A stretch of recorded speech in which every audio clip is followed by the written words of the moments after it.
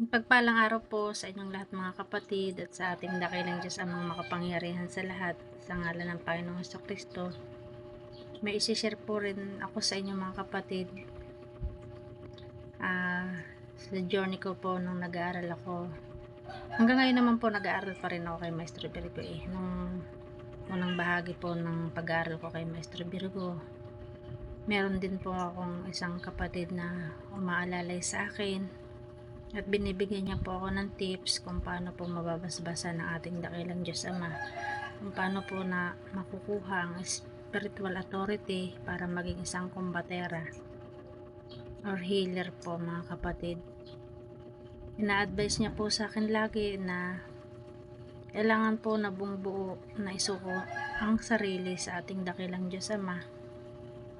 Lahat po ng meron tayo sa ating puso na mabigat o dala-dala, kailangan po daw nating patawarin kung sino po yung tao na kinagagalitan natin o kung sino man po yung isinusumpa-sumpa natin na tao, dahil kailangan pong malinis yung puso natin. Kailangan pong maging busilak po ang puso natin upang maging karapat dapat po ang isang tao sa ating Panginoon Diyos para makuha po yung basbas, para po may pagkaloob isang nag-aaral sa spiritual bilang manggagamot sa turo po ni Maestro Virgo. Hindi ko po yun makakalimutan mga kapatid, kaya isa rin po siya sa naging instrumento po ng ating Panginoon Diyos. At alam ko naman po na ang lahat ng tao ay sinusubok, may kanya-kanyang pagsubok, pero nakikita ko naman po sa ngayon, napapansin ko na maayos naman po siya kahit sinubok, pero andyan pa rin po siya at lumalaban.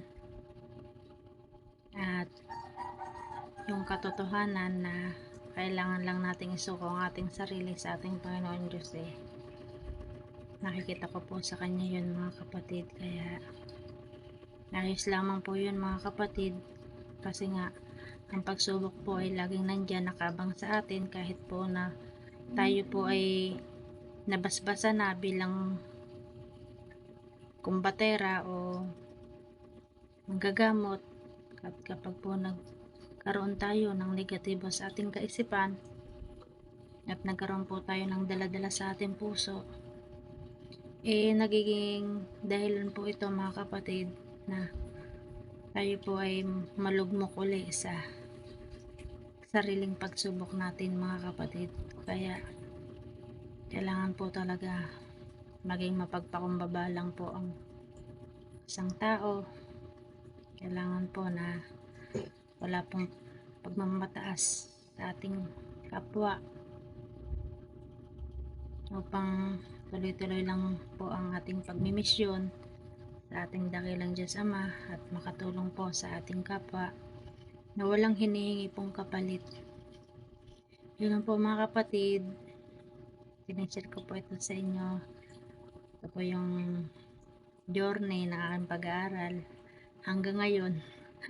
Kaya salamat po mga kapatid. Bye po.